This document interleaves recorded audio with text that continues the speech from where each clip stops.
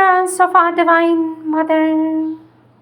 Our Divine Mother says, he who wants to advance on the path of perfection must never complain about the difficulties on the way, for each is an opportunity for a new progress. To complain is a sign of weakness and insincerity. With always our love and blessings, says our Divine Mother.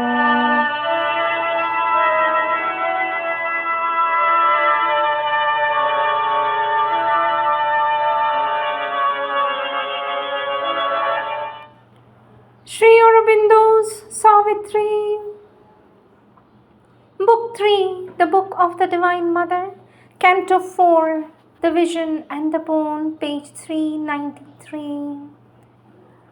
Unlocked was the deep glory of silence heart, the absolute, unmoving stillnesses, surrendered to the breath of mortal air, dissolving boundlessly, the heavens of trance collapse to waking mind. Eternity cast down its incommunicable lids over its solitudes remote from ken, behind the voiceless mystery of sleep. The grandiose respite failed, the wide release. Across the light of fast receding plains that fled from him as from a falling star, compelled to fill his human house in time, his soul drew back into the speed and noise of the vast business of created things. A chariot of the marvels of the heavens, broad-based to bear the gods on fiery wheels. Flaming, he swept through the spiritual gates. The mortal still received him in its midst. Once more he moved amid material scenes, lifted by intimations from the heights and twixt the pauses of the building brain, touched by the thoughts that skim the fathomless surge of nature and wing back to hidden shores. The eternal seeker in the aeonic field, besieged by the intolerant press of hours, again was strong for great, swift-footed deeds. Awake beneath the ignorant vault of night, he saw the unnumbered people of the stars and heard the questioning of the unsatisfied fleet, and toiled with the form maker measuring mind.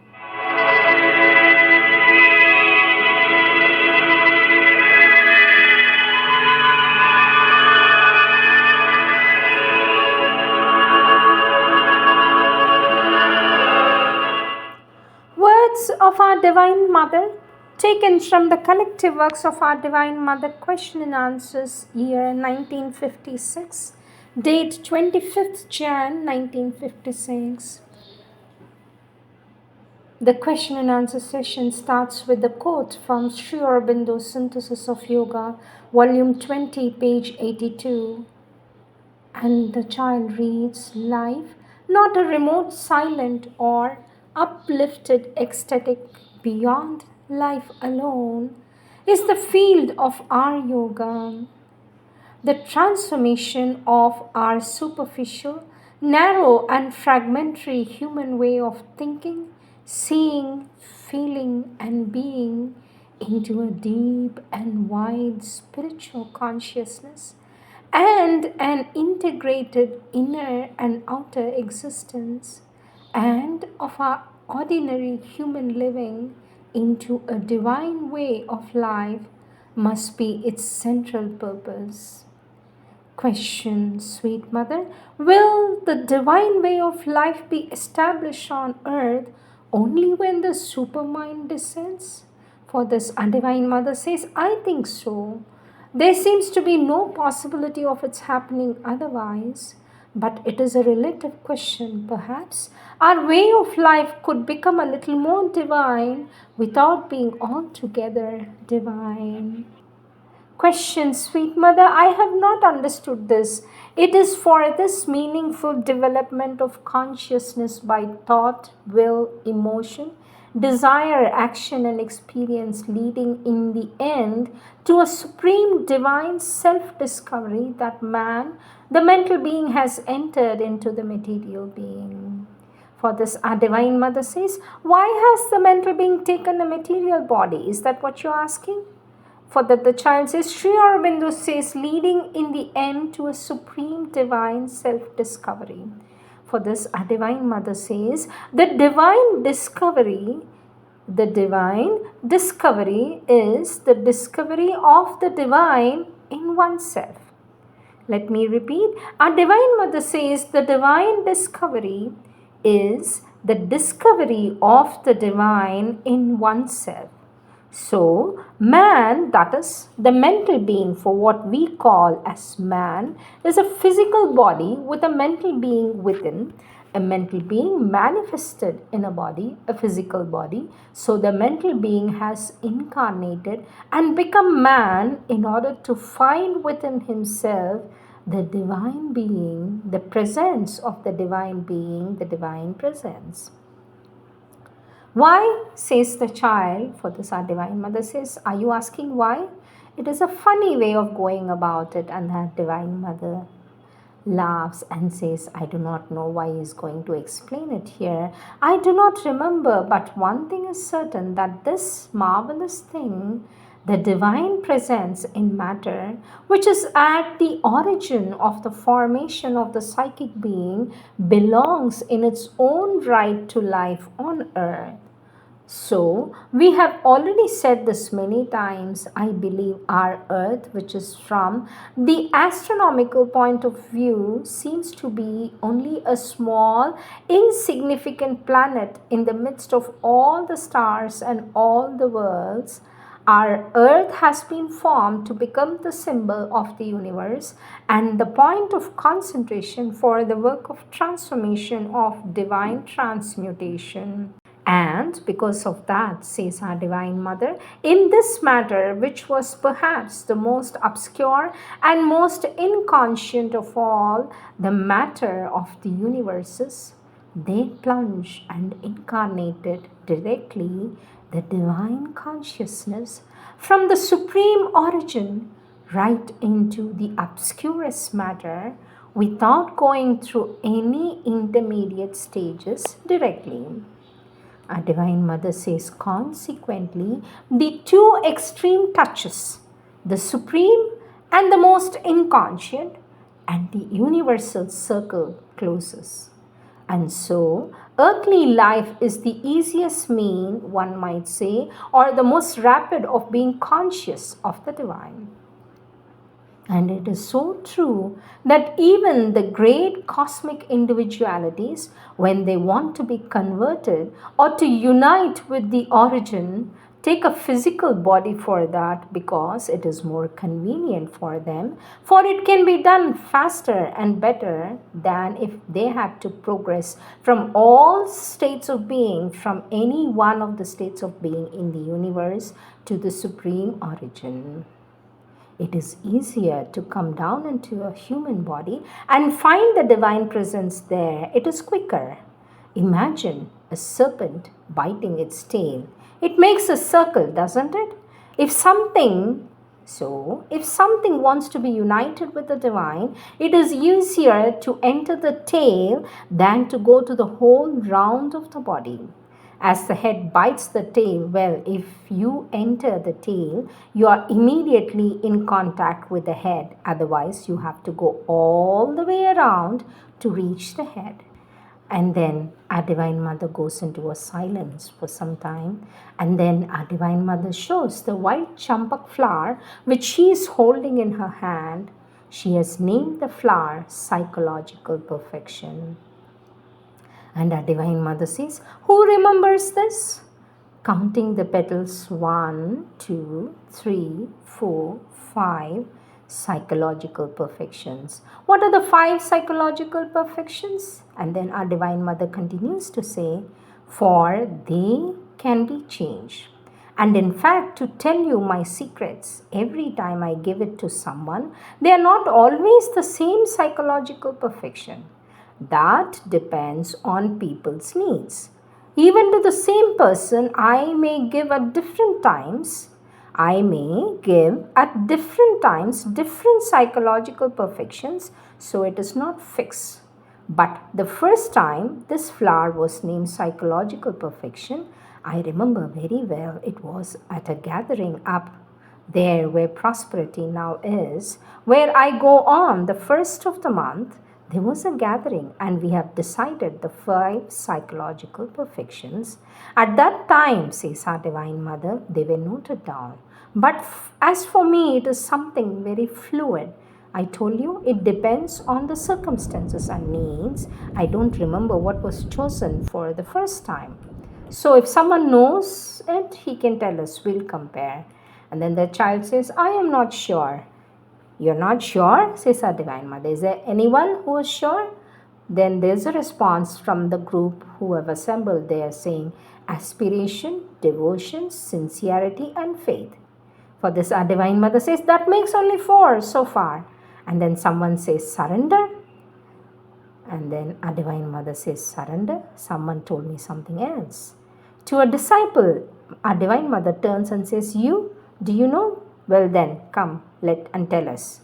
In English, Mother, says the child, and then our Divine Mother says, no, my child, this is French class, not in English. For this, the child says, faith, sincerity, aspiration, devotion, surrender. But that's what he just said. Turning to another disciple, our Divine Mother says, a little while ago, you told me faithfulness. I said it, but it's not faithfulness. Instead of faithfulness, it is faith.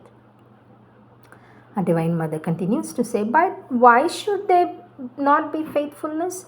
I did not put it down because I did not try to recall anything. I simply wrote it down what seemed to me the most important and most general, but it may be put in various ways. In any case, what is always there in all combinations and to whomever I give it, the first among them all is sincerity. For if there is no sincerity, one cannot advance even half a step. So that is the first, and it is always there. But it is possible to translate to another word if you prefer it, which would be transparency. I should explain this word. Someone is in the front of me and I'm looking at him. I look into his eyes. And if this person is sincere or transparent, through his eyes, I go down and I see his soul clearly. But this is precisely the experience. When I look at somebody and I see a little cloud, then I continue. I see a screen, and then sometimes it is a wall, and afterwards it's something quite black. And all this must be crossed and holes bored in order to go through.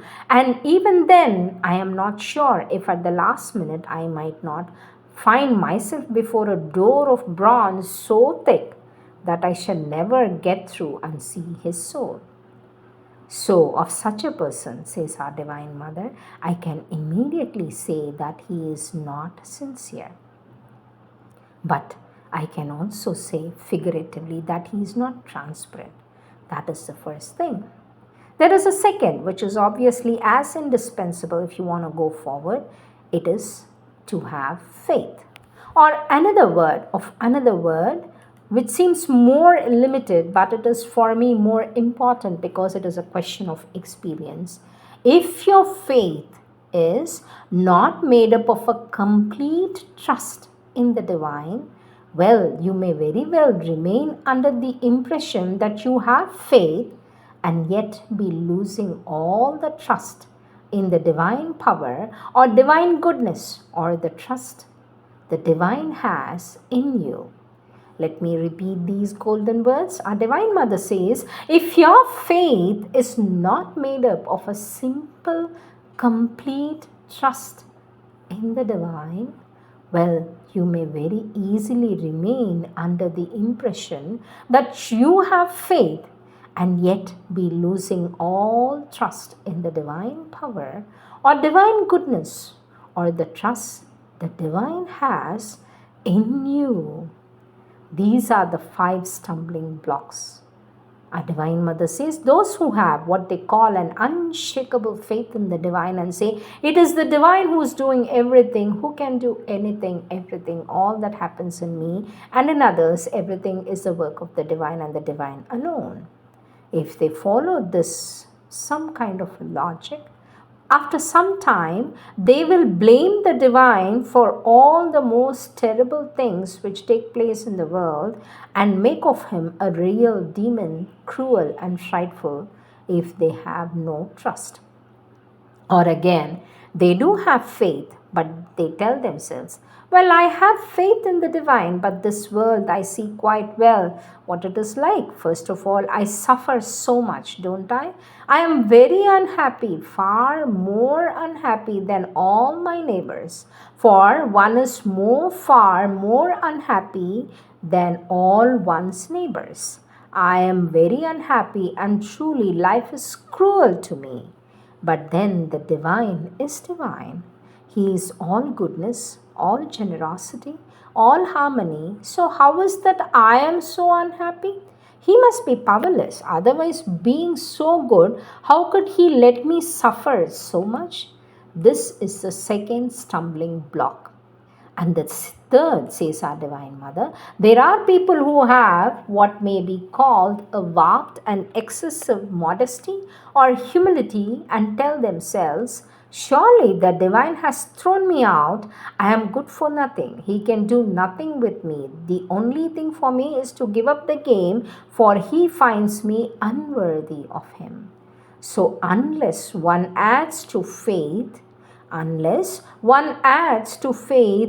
total and complete trust in the divine's grace, there will be difficulties, so both are necessary. And now we put devotion in this series. Yes, says our Divine Mother, devotion is all very well, but unless it is accompanied by many other things, it too may make many mistakes. It may meet you with great difficulties. And our Divine Mother says, you have devotion and you keep your ego, and then your ego makes you do all sorts of things out of devotion, things which are terribly egoistic. That is to say, you think only of yourself, not of others, nor of the world, nor of the work, or nor of what ought to be done. You think only of your devotion and you become tremendously egoistic. And so, when you find out that the divine, for some reason, does not answer to your devotion with the enthusiasm you expected of him, you despair and fall back into the same 3 difficulties I was just speaking about. Either the divine is cruel, we have read that. There are many such stories of enthusiastic devotees who abuse the divine because he is no longer as gentle and near to them as before. He has withdrawn. Why hast thou deserted me? Thou hast abandoned me, O monster. They don't dare to say this, but think it, or else they say, oh, I must have made such a serious mistake that I am thrown off, and they fall into despair.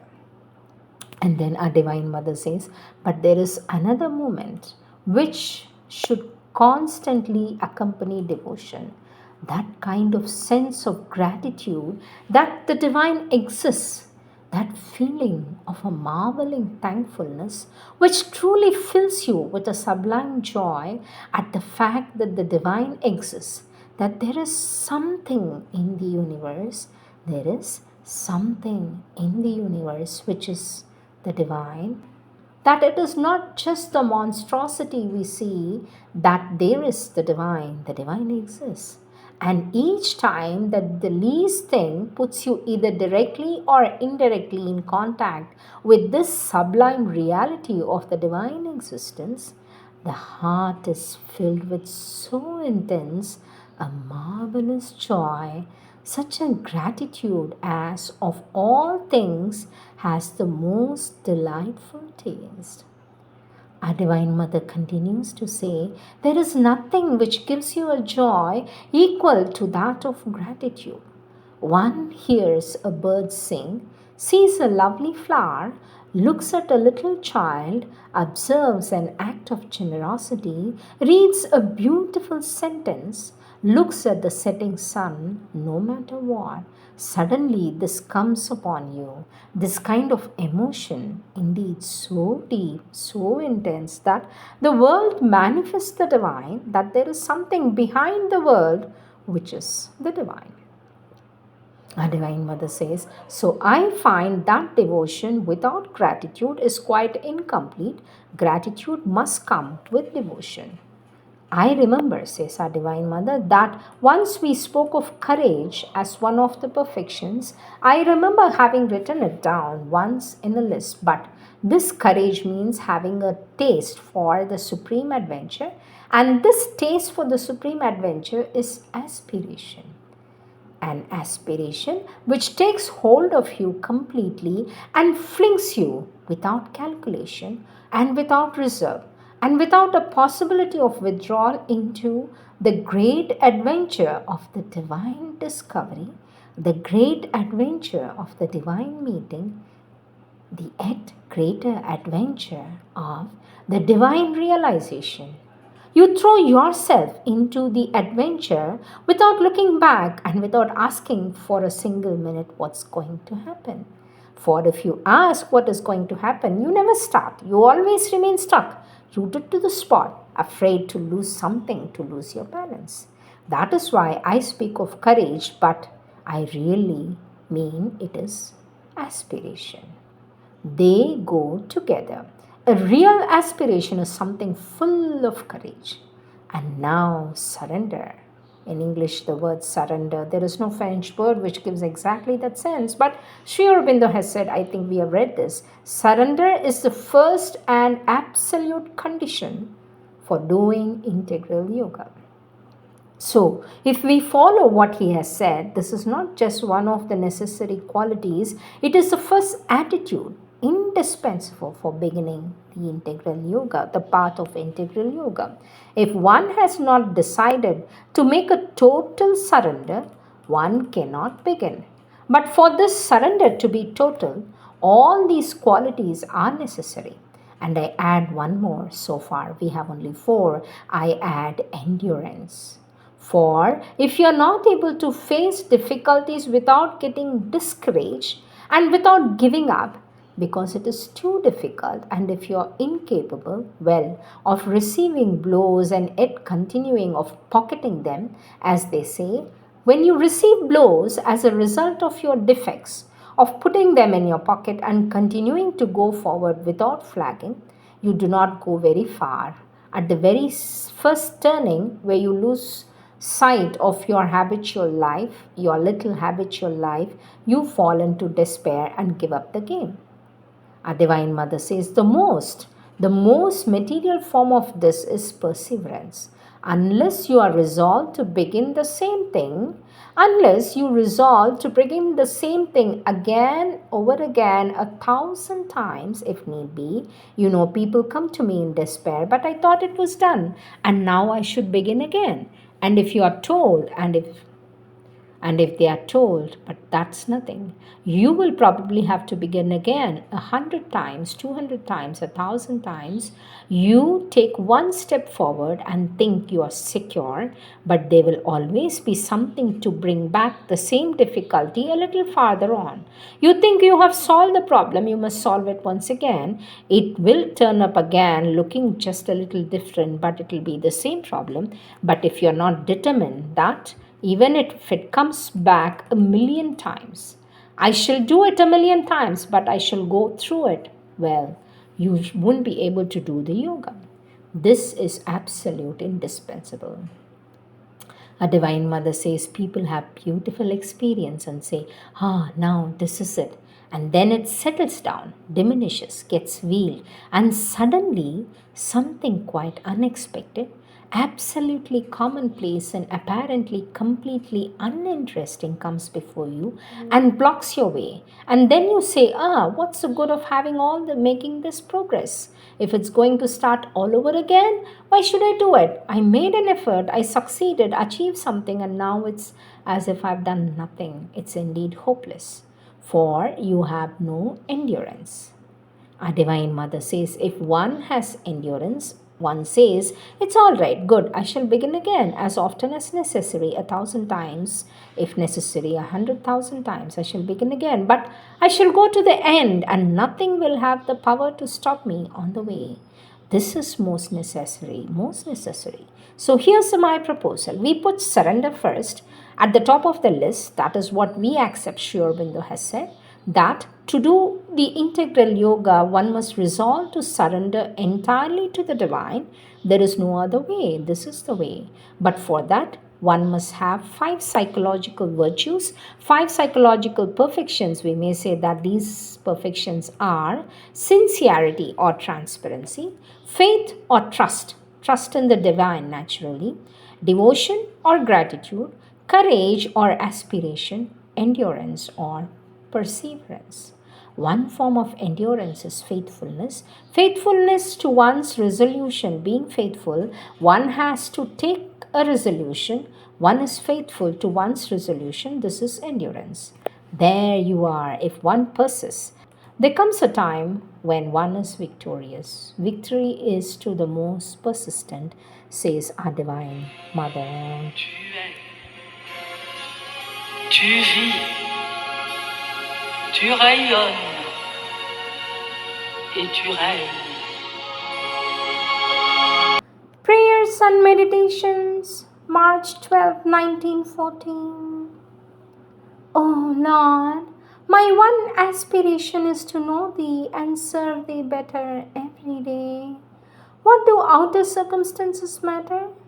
They seem to me each day more vain and illusory, and I take less and less interest in what is going to happen to us in the outer life, but more and more am I intensely interested in the one thing which seems important to me, to know Thee better in order to serve Thee better.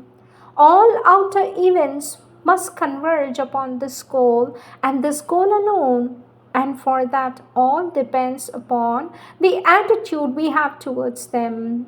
To seek Thee constantly in all things, to want to manifest Thee ever better in every circumstance, in this attitude lies supreme peace, perfect serenity, total, true contentment. In it, life blossoms, widens, expands so magnificently in such majestic waves that no storm can any longer disturb it. O Lord, Thou art our safeguard, our only happiness. Thou art our resplendent light, our pure love, our hope and our strength. Thou art our life, the reality of our being. In a reverent and joyful adoration, I bow to Thee.